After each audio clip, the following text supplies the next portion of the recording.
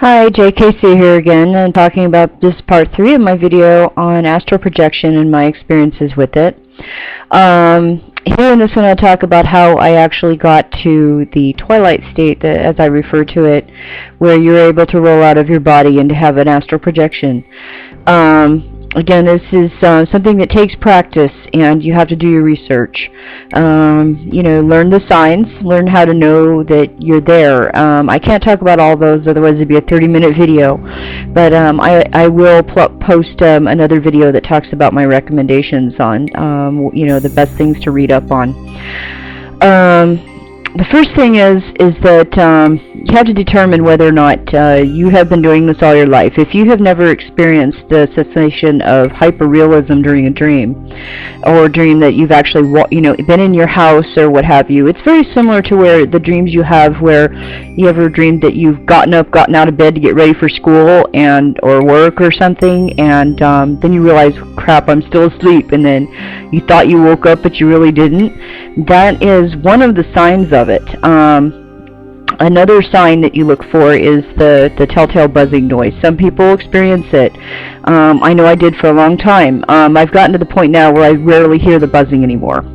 But for that particular instance I talked about in part 2 of my video, where I had set out to, okay, I'm going to have an astral projection experience, and this is what I'm going to do.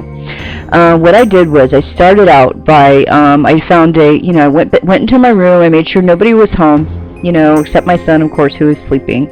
And I knew that I wouldn't be disturbed for about 2 or 3 hours. And it's kind of difficult here because I live in an apartment building, and, of course, there's always ambient noises. So to cut out the ambient noise, which usually is what wakes me up or disturbs me, is sound, I wore industrial earplugs. They're just, the kind you get from the store.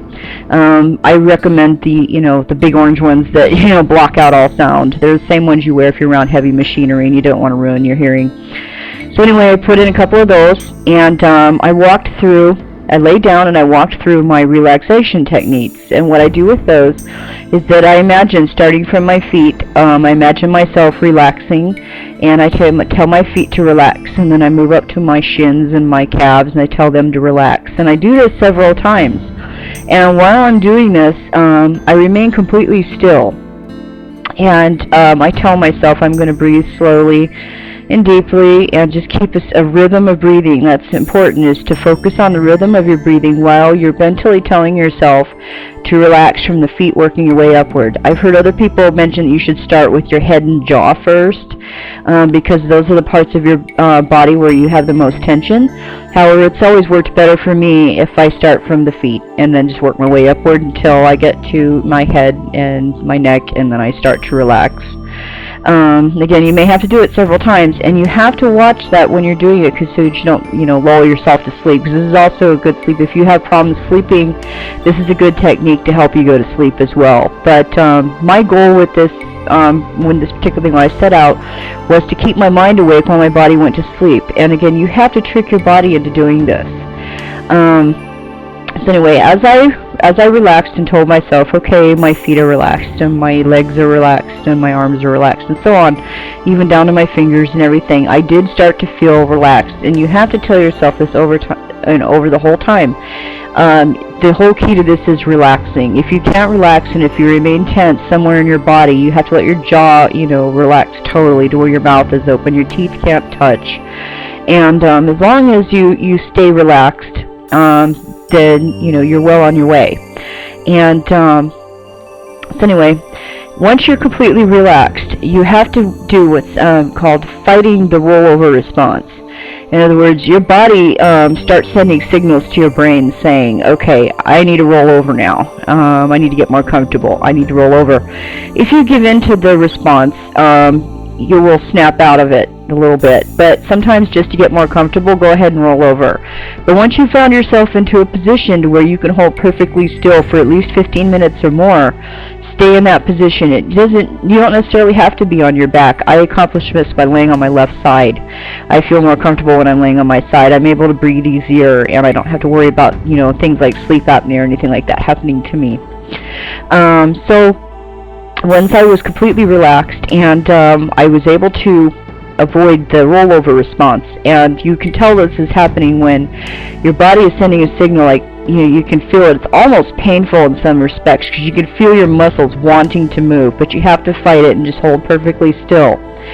Keep focusing on your breathing, and just let your mind begin to wander, but not wander so far that you fall asleep. It's very hard to do this because you're lowering yourself into different, I think it's called beta or something, where you let your brain waves change from your waking, your regular waking mode into sleep mode. But you want to stop yourself before you get to full sleep. So you're trying to find that sweet spot between awake and asleep, but where you're fully conscious of everything in the room. Keep your eyes closed. Some people wear blindfolds and things. I don't recommend doing that, only because you can have what's called a blind astral projection experience, where you actually can step out of your body but you can't see, and you can become very disoriented. So I avoid doing that.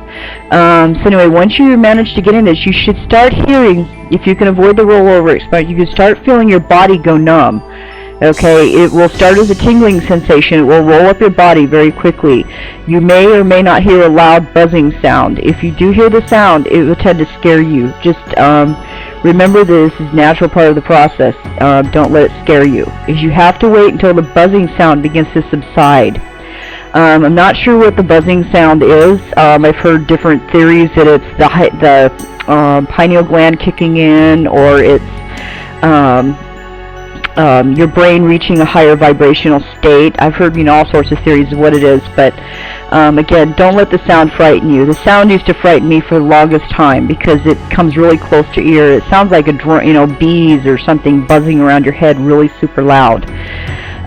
If you hear it, it could be anywhere from a soft hum, or you can sometimes hear voices in it and things like that. Just don't let it frighten you. Just remember it for what it is, and then when it starts to subside, and when it starts to subside is when it fades away almost to nothing or gone completely.